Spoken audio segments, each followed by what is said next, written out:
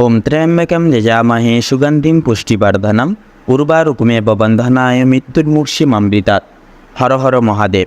নমস্কার বন্ধুরা, আমাদের এই চ্যানেলের পক্ষ থেকে আপনাদের সকলকে স্বাগতম জানাই। আশা করছি আপনারা সকলে মূলত ভালো আছেন এবং সুস্থ আছেন। কালপুরুষের রাশিচক্রের নবমতম রাশি, নবম বিভাগের রাশি এবং দেবগুরু বৃহস্পতির বিভাজিত গুণসমৃদ্ধিপূর্বক রাশি ধনু রাশি এবং ধনু লগ্ন বিবৃতি এবং পরিহার করে তুলে ধরে সম্ভাব্য 10ই জুলাই থেকে অর্থাৎ 2025 সালের মধ্যমার্থের 10ই জুলাই থেকে 25শে জুলাই এই মধ্যবর্তী বিস্তীর্ণ সময়কালটি বিভিন্ন গ্রহের পঙ্খানুপুঙ্খিক স্থায়িত্ব এবং অবস্থান কিন্তু আপনাদের ক্ষেত্রে অনেকটাই মঙ্গল অবস্থানে কিন্তু অবস্তরিত অবস্থায় থাকছে, যার কারণে ধনু লগ্নের ক্ষেত্রে ধনু লগ্নের প্রেক্ষাপটে বিশেষ কিছু সুযোগ সুবিধা আসতে পারে। এতটা সময়কাল ধরে যা পাওনা হয়নি, যা প্রাপ্তি হয়নি, এবার থেকে কিন্তু প্রাপ্তি ঘটবে। এখানটাই সমগ্র সময়কালের ন্যায় জীবনে অনেকখানি উন্নতি করতে পারবেন। তো চলুন অতিরিক্ত কথা না বাড়িয়ে আমরা ভিডিওটির মূল পর্ব শুরু করি। তো তারপর আগে বলবো বন্ধুরা, অবশ্যই ভিডিওটি ভালো লাগলে একটি লাইক করবেন। অবশ্যই সম্পূর্ণ ভিডিওটি কোনো প্রকাশ স্কিপ না করে পুরোপুরি ভিডিওটি দেখতে থাকেন। আশা করছি অনেকটাই উপকৃত হবেন। পাশাপাশি বন্ধুরা অবশ্যই ভিডিওটিতে একটি লাইক করে কমেন্ট বক্সে অবশ্যই ভালোবেসে জয় শ্রী গ্রহরাজ শনি বাবার জয় অবশ্যই লিখে যাবেন। আপনারা যে যা চান অবশ্যই কমেন্ট বক্সে লিখে যাবেন। শনি মহারাজ অবশ্যই পূর্ণ করবেন। পাশাপাশি অবশ্যই ভিডিওটি আপন বন্ধুদের সাথে শেয়ার করে চ্যানেলটিকে সাবস্ক্রাইব করে রাখবেন। তো চলুন বন্ধুরা, প্রথমেই গ্রহগতির গোচর এবং অবস্থান ধনু লগ্নের ক্ষেত্রে আমরা জেনে নেব 10ই জুলাই থেকে 25শে জুলাই এই বিস্তীর্ণ সময়কালের ন্যায়। তো এই সময়কালে ধনু রাশির জন্য মূল্য গ্রহীয় প্রভাব থাকবে বৃহস্পতি। তো যেহেতু রাশি অধিপতি আপনাদের ক্ষেত্রে অধিপতি গ্রহ, সেটা কিন্তু সর্বপ্রথম থাকবে শনি, মঙ্গল ও সূর্যের দ্বারা কিন্তু অনেকটাই প্রভাবিত হওয়া সম্ভব হবে। তো বৃহস্পতির অবস্থান করছে মিথুন রাশিতে, তো আপনাদের ক্ষেত্রে কিন্তু সপ্তম স্থান। শনি রয়েছে কুম্ভ রাশিতে, অর্থাৎ আপনাদের ক্ষেত্রে দ্বিতীয় স্থান। মঙ্গল কর্কটে অষ্টম স্থান এবং সূর্য 16 জুলাই পর্যন্ত মিথুনে, এরপর কর্কটে প্রবেশ করবে। রাহু রয়েছে মীন রাশিতে অর্থাৎ চতুর্থ ঘরে ও কেতু রয়েছে কন্যায় অর্থাৎ দশম ঘরে। তো এই যে সমস্ত গ্রহের যে অবস্থান মিলে ধনু রাশির জাতক জাতিকাদের জীবনে বিভিন্ন দিক থেকে চ্যালেঞ্জ, উন্নয়ন এবং মানসিক রূপান্তরের ইঙ্গিত দিচ্ছে।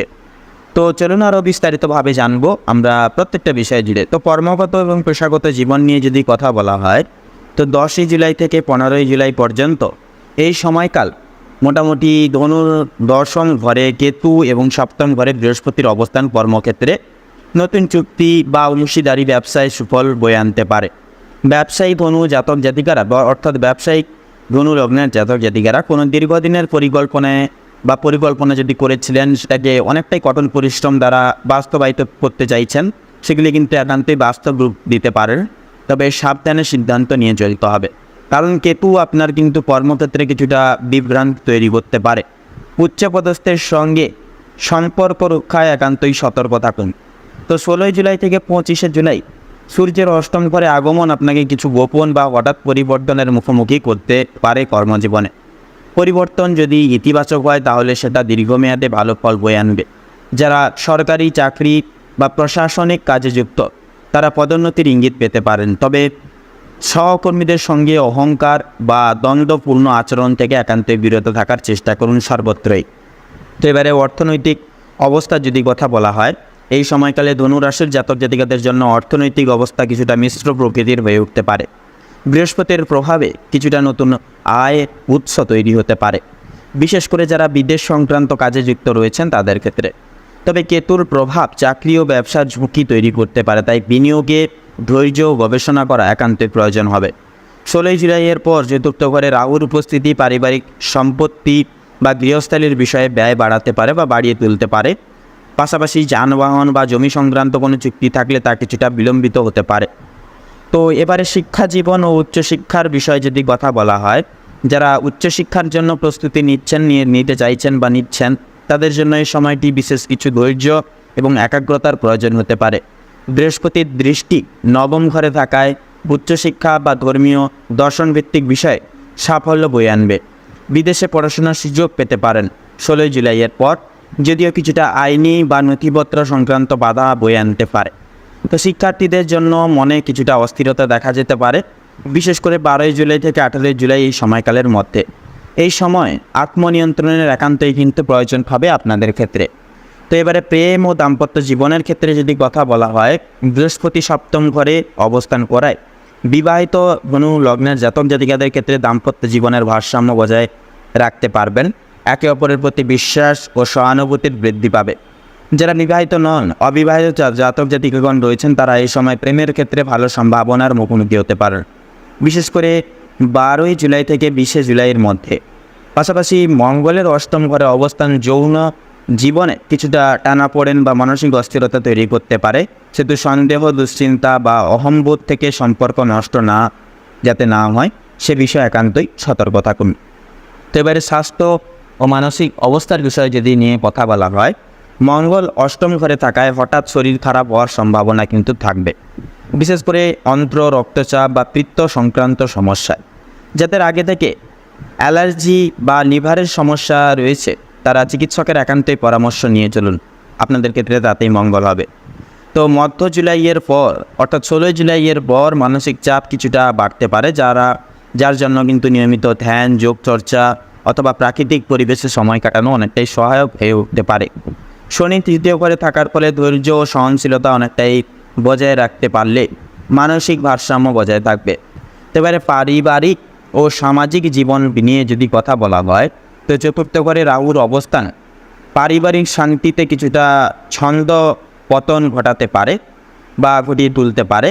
মা অথবা গৃহস্থালী সংক্রান্ত কোনো নিয়ে বা কোনো রকম কোনো সদস্যদের নিয়ে কিংবা পিতা কিংবা অন্যান্য কোনো সদস্যদের নিয়ে কিন্তু মতভেদ হতে পারে, সৃষ্টি হতে পারে। তো জমি জমা সংক্রান্ত কোনো আইনি সমস্যা থাকলে তা সামনে কিন্তু আসতে পারে এই সময়।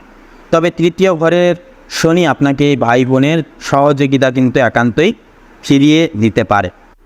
পাশাপাশি লক্ষ্য করা যাবে যে এই সময়কালে বন্ধুবান্ধব বা সামাজিক গোষ্ঠীর মধ্যে আপনার সম্মান বৃদ্ধি পাবে, বিশেষ করে কোনো সমাজ সেবামূলক কাজে যুক্ত থাকলে পরে। তো এর পাশাপাশি আপনাদের আধ্যাত্মিকতা এবং আত্ম উন্নয়নের বিষয়ে কথা বলবো। তো ধনু রাশি মূলত ধর্ম ও দর্শন প্রবণ রাশি। বৃহস্পতির দৃষ্টি নবম ঘরে থাকায় এই সময় ধর্মীয় চিন্তা, গুরুদর্শন কিংবা পবিত্র স্থানে যাত্রার সম্ভাবনা রয়েছে। যারা আধ্যাত্মিক চর্চা করেন তারা এই সময় অন্তর্দৃষ্টি ও প্রজ্ঞা লাভ করতে পারেন। যোগ, প্রার্থনা ও নিঃস্বার্থ সেবার মাধ্যমে আপনি নিজেকে ভেতর থেকে শক্তিশালী করে তুলতে পারবেন। এবং বিশেষত 20শে জুলাই থেকে 25শে জুলাই এই সময়কালে আত্মবিশ্লেষণের জন্য কিন্তু একান্তই উপযুক্ত সময় হবে। তো একান্তই বলা যেতে পারে যে এই সময়কাল ধনু লগ্নের জন্য আত্মনির্ভরতা, ধৈর্য, আত্মবিশ্বাস ও কার্যকর সিদ্ধান্তের মাধ্যমে সুন্দরভাবে অতিক্রম করা সম্ভব হবে। যত বেশি নিজের আত্মিক শক্তির ওপর নির্ভর করবেন, ততই বেশি মানসিক শান্তি বা বাহ্যিক উন্নতি লাভ করবেন। তো মূলত বন্ধুরা, ধনু রাশি এবং ধনু লগ্ন অনুসারে আপনাদের ক্ষেত্রে এই সময়কালের ন্যায় যে গ্রহগতির গোচর এবং অবস্থান সম্মিলিত লক্ষ্য করা যাচ্ছে, আপনাদের ক্ষেত্রে মূলত বিচার বিবেচনা করে যদি শুভ সংখ্যা বলা হয়ে গিয়ে থাকে, তাহলে হবে 25 থেকে পুরোপুরি 31-এর মধ্যে প্রত্যেকটা কয়েকটা সংখ্যাগুলি। শুভ দিক হবে দক্ষিণ এবং পশ্চিম। শুভ রং হবে কমলা এবং গোলাপি। শুভ রত্ন হবে ইন্দ্রনীলা এবং কোহিনূর। তো বন্ধুরা, আপনারা সকলে ভালো থাকুন, সুস্থ থাকুন, সতর্ক থাকুন। ভিডিওটি আজকের এই অবধি। ভিডিওটি ভালো লাগলে অবশ্যই লাইক করে যাবেন। কমেন্ট বক্সে অবশ্যই শ্রদ্ধা ভরে আপনারা জয় শঙ্কর মোচন বাবা শ্রী হনুমানজির জয় অবশ্যই লিখে যাবেন। জীবনের সকল বাধা বিপত্তি দূরীকরণ করে তুলবে, জীবনের শান্তি প্রদান করে তুলবে আপনাদের উদ্দেশ্যে। পাশাপাশি বন্ধুরা, অবশ্যই ভিডিওটি আপন বন্ধুদের সাথে শেয়ার করে চ্যানেলটিকে অবশ্যই সাবস্ক্রাইব করে যাবেন। তো আপনারা ভালো থাকুন, সুস্থ থাকুন, সতর্ক থাকুন। ঈশ্বরের কৃপায় আপনাদের এই জুলাই সম্ভাব্য এই সময় নীতি মনস্কামনা, মনের কামনা বাসনা এবং পরিণয়ন গঠনের ক্ষেত্রে উপযুক্ত সময়কাল হয়ে উঠুক। নমস্কার।